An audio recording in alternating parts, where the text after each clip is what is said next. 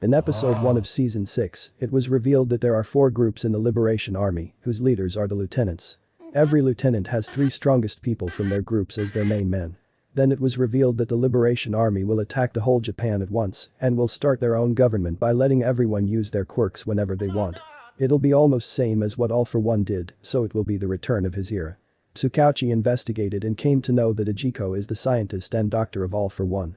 After planning, they split heroes into 2 main groups. One will get led by Endeavor and one by Edge Shot. Endeavor's group will attack the hospital and deal with Ejiko and Tomura, while Edge Shot's group will attack Paranormal Liberation Front's hideout. Now, Edge Shot's advance guard group came near the hideout.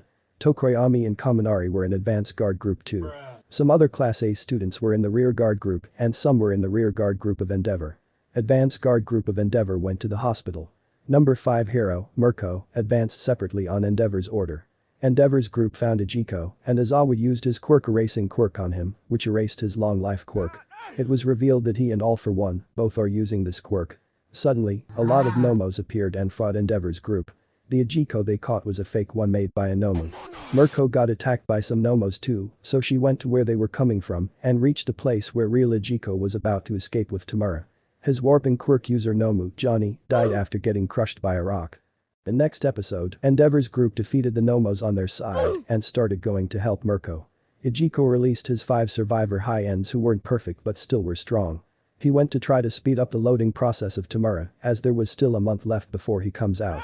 Mirko tried to stop him, but 4 high-ends stopped her. Her left arm got fatally injured, but she killed one of the high-ends. Edge Shot's advance guard group attacked the hideout. Cementos used his quirk and started destroying the mansion. One of the strongest members of the brown group used his amplified quirk on heroes, but Kaminari absorbed it with his thunder quirk. The next episode, the heroes started sealing all the exits of the mansion. Destro was underground and came to know about the attack too. Hawks immobilized twice, as he's dangerous because of his awakened quirk, by which he can create thousands of his duplicates. Twice thought about all his past and was disappointed in himself for trusting someone like him. On Fatum's order, Tokoyami sent his Dark Shadow underground to check the condition. Dark Shadow fought Destro a bit and broke his auto-mail leg. It came back and told them about Gigantomachia. It was revealed that Gigantomachia won't do anything without the order of All for One holder. Twice used his quirk on Hawks and fought him, but Hawks defeated him. Suddenly, Dabi appeared and attacked Hawks. After some fight, he called Hawks by his abandoned name. Twice sent his 1 copy to help the Liberation Army, but got attacked by Hawks. Toga and Compress were getting caught by a hero, but Twice's copy saved them and killed the hero. He then revealed that his real body is about to die because of Hawk's attack, so he'll soon disappear too. In his last moments, he told Toga that it was his fault for telling Hawks the sensitive information and thanked them for staying with him in the last phase of his life. The next episode, Dabi kept burning Hawk's wings and made a happy face as Twice died. His tear glands were burnt in the past so he can't cry. Hawks asked Dabi who he really is as he knew his abandoned name, so he told him his own abandoned name. Endeavor's group defeated the high-end on their side. Mirko got so many injuries but still went to where Ejiko was. Endeavor's group came there and fought the high-ends. A high-end did its best to stop Mirko by piercing through her body, but she still managed to put scratches on the container of Tomura. She told it to others, so Present Mike used his sound quirk to send a shockwave and destroyed the container. Then he captured Ejiko and took him away. Another hero, X-Less, was told to bring Tomura outside. Ejiko revealed that 60 years ago, he made the quirk Singularity Doomsday Theory, but people took it as a joke and he later became homeless. Though his life force quirk let him live twice as long as a normal person. All for One met him, and in return for the copy of his quirk, he respected his theory and made him his scientist and doctor. Unconscious Tomura met his family from his memories, who were stopping him from going to the wrong path, but he decayed them and chose to go to All for One instead. Now, he woke up. The next episode, it was revealed that Tomura's heart was artificially stopped by Ejiko, so that he can't feel bored for staying in one place for so long. X-Less destroyed the machine that was supposed to start his heartbeat again after a month, but one of its wires fell on the liquid and it gave Tomura the shock that started his heartbeat again. Because his heart was not functioning for a long time, he was feeling cold like what happens with a dead body. Gran Torino's group arrived and helped Endeavor's group defeat all the Nomos. Tomura decayed X-Less and wore his cape to not feel cold. Dabi burned Hawk's wings and was about to burn him too, but Tokoyami came in and managed to save Hawks. Jitan used his quirk in a long range to send the heroes away, which let Tokoyami escape from Dabi too. Gigantamachi woke up as he smelt that Tomura is now awake. Endeavor's rearguard group was evacuating people from the city. Suddenly Midoriya heard the first one for all quirk user's voice, who told him to stop the threat coming at him. Suddenly, Tomura used his quirk, Decay, on the ground, which started decaying everything around him. Some heroes, including the number 6 hero, Crust, died in that decay too. It reached the city too and destroyed a lot of areas. Tomura took some red bullets, the ones made by Erie's blood by Overhaul, that were created more by Ajiko. Tomura then told Gigantamachi to come to him. The next episode, Endeavor fought Tomura. Tomura was using multiple quirks like All for One. He wasn't at peace, as he kept thinking of getting the One for All quirk. One for All was said in the transmitter, so Midoriya came to know about it too. Tomura used the quirk, Search, and tracked down the location of One for All quirk user. Midoriya started leaving that place as there were many people there. Bakugo also went with him. Midoriya confirmed that Tomura is following him, through Endeavor. Bakugo said that he wants to beat Tomura because of what he did in past. Tomura used a quirk that damaged the transmitters and also gave energy supply to the secret Nomos underground. He came to Midoriya and Bakugo, but Gran Torino, Endeavor, and other heroes came in the way. Tomura ordered the Nomos to kill every human they see. Rocklock helped Aizawa to stand up, while Emmanuel helped him get rid of the water coming into his eyes because of keeping them open. By that, Aizawa kept looking at Tomura and wasn't letting him use the All for One quirk. Tomura still had the physical strength like All Might to move so fast to create shock waves. More heroes appeared to fight Tomura. Suddenly, some imperfect high-ends also appeared. The next episode, Gigantamachi came out and started going to Tomura with the original League of Villain members and Skeptic. Mount Lady started trying to stop him by pushing him back. Cementos managed to immobilize the Lieutenant Jeton by covering him with cement. Destro got his spare automale legs and started fighting Edge Shot. Midnight tried to use her quirk on Gigantamachi, but Dabi and Compress stopped her. She then contacted the creation quirk user, Momo, and told her to make a sleeping drug to make Gigantamachi sleep. The next episode, Gigantamachi came to where UA students were and stepped on the mud made by Juzo's quirk. They all then made him open his mouth and threw the drug inside, but Gigantamachi just used his breath to send it away. Dabi used that breath to spread his fire in the forest. Mina and Kirishima tried to throw the drug in his mouth too, and Kirishima managed to do it, but it wasn't effective as it was in a very small amount. Gigantamachi transformed into his stronger and faster form. Tomura fought Gran Torino and fatally injured him with his raw strength. He started going to make Aizawa undo his quirk, but the number 10 hero, Ryukyu, and Midoriya came in the way. Tomura pierced through Ryukyu's wing and made a shock wave to shoot Aizawa with a red bullet he was keeping from earlier. Aizawa got shot by it. The next episode, Aizawa cut his leg to not let the bullet's effect reach his whole body. That pain made him blink just a bit, which let Tomura use a quirk, and he went near Aizawa and scratched his face. Shoto also came there, as he was following Bakugo and Midoriya earlier.